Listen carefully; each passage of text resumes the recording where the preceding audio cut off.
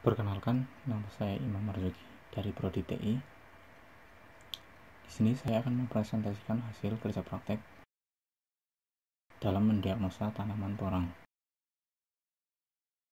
dengan judul Implementasi Sistem Pakar dalam Mendiagnosa Penyakit Tanaman Porang dengan Metode Dr. Sever.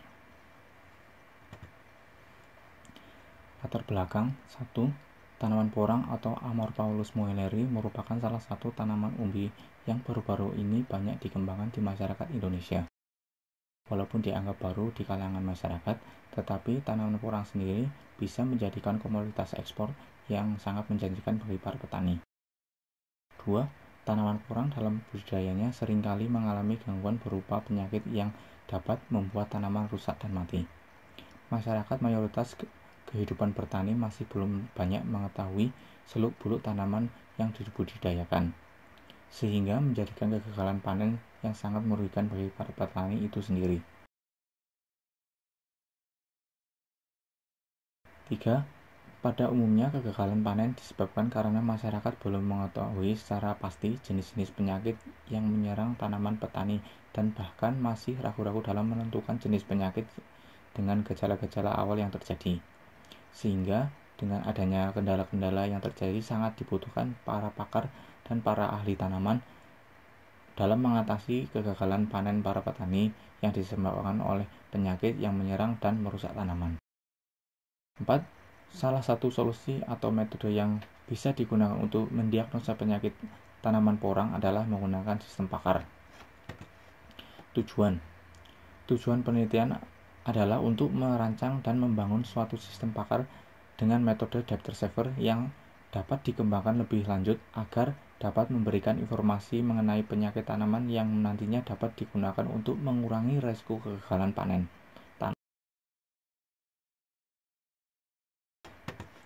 Manfaat.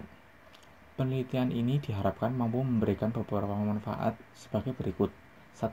Membantu petani untuk menentukan langkah yang tepat guna mengatasi penyakit yang mengganggu tanaman porang. 2. Dapat digunakan sebagai salah satu media pembelajaran mengenai penyakit pada tanaman porang. Manfaat untuk universitas. 1. Dapat digunakan sebagai acuan untuk penelitian lebih lanjut. 2. Dapat digunakan sebagai indikator keilmuan mahasiswa. Manfaat untuk penulis sebagai sarana pengembangan diri dalam menerapkan ilmu yang didapat di perkuliahan. Batasan masalah. Dalam tulisan kerja praktek ini, agar lebih terarah, penulis membatasi masalah yang akan dibahas terfokus pada 1. Sistem ini hanya memberikan diagnosa dasar pada penyakit tanaman porang. 2. Sistem pakar mendiagnosa gejala fisik yang muncul pada tanaman porang. 3. Input merupakan gejala-gejala penyakit tanaman porang. 4. Output yang dihasilkan adalah penyakit tanaman porang beserta penanggulangannya. 5. Metode yang digunakan pada pakar ini adalah Dr. Sever. Metode perancang sistem, yaitu dengan metode waterfall. Yang pertama adalah analisis kebutuhan sistem. Kedua, desain sistem. Ketiga, penulisan kode program. 4. Pengujian sistem. Dan kelima, pemeliharaan. Kemudian kita masuk ke programnya. Pertama kita masuk ke halaman aplikasi sistem pakar diagnosa tanaman porang dengan metode Dr. Sever. Kemudian yang kedua adalah petunjuk penggunaan dengan mode pop-up. Yang ketiga adalah profil saya. Yang keempat adalah kontak us, dan yang kelima adalah konsultasi. Di sini kita bisa memasukkan nama,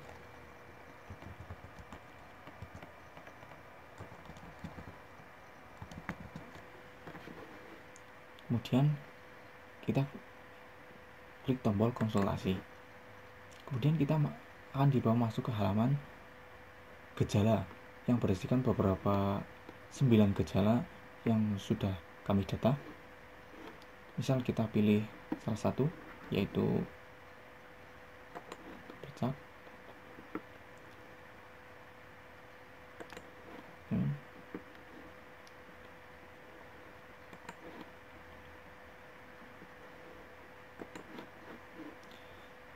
Setelah kita checklist beberapa gejala yang sudah kita pilih, kita masuk ke submit gejala.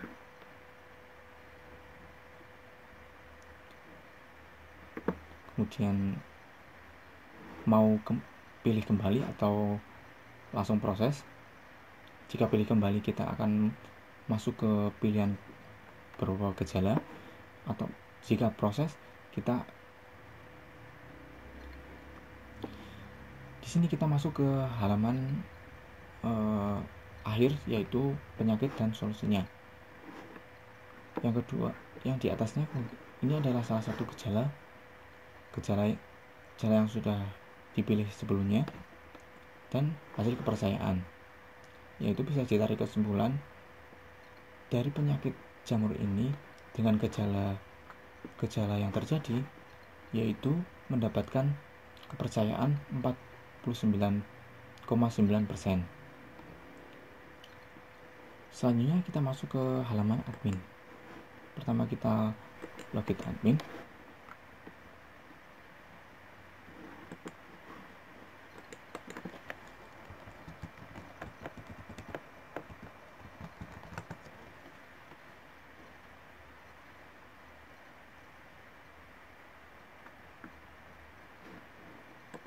Di sini kita akan dibawa masuk ke halaman admin. Yang pertama,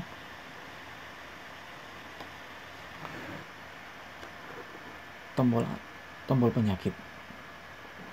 Tombol penyakit ini bisa ditambahkan jika memiliki data yang lebih. Bisa ditambahkan pertama dengan kode penyakit 4, nama penyakit, definisi, dan solusi, kemudian simpan.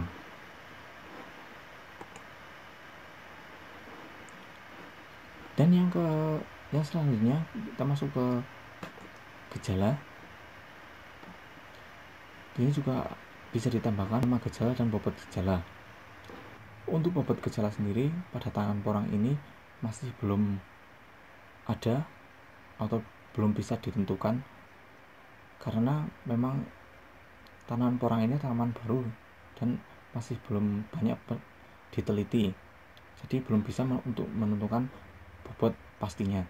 Dan di sini saya menggunakan bobot antara 0,1 sampai 0,9. Jika sudah, bisa disimpan. Selanjutnya kita masuk ke halaman relasi. Gejala yang nantinya salah satunya nanti akan disangkut pautkan dengan salah satu penyakit yang ada. Misal untuk jamur, kita bisa sangkut pautkan dengan tumbuh bercak-bercak, kemudian luka melebar, warna umbi atau bibit katak memutih, atau bercak-bercak putih atau orange. Selanjutnya juga sama, bisa dipilih. Selanjutnya kita masuk ke admin.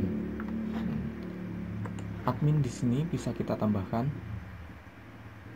yaitu misal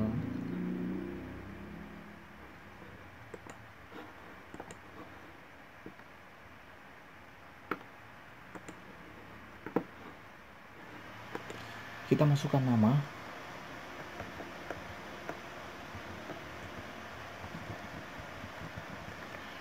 kemudian simpan, maka akan muncul di kolom tabel data pengguna. Selanjutnya kita masuk ke logout.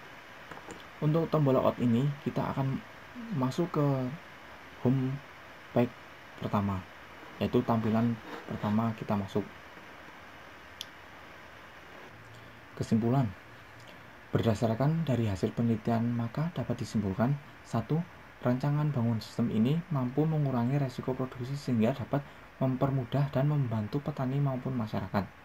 2. Metode data saver dapat diterapkan pada sistem pakar untuk mendiagnosa penyakit tanaman porang. Saran penulis untuk mengembangkan lebih lanjut dari penelitian ini adalah: 1. Dalam aplikasi jenis-jenis penyakit tanaman porang hanya sebagai penyakit yang dapat diketahui.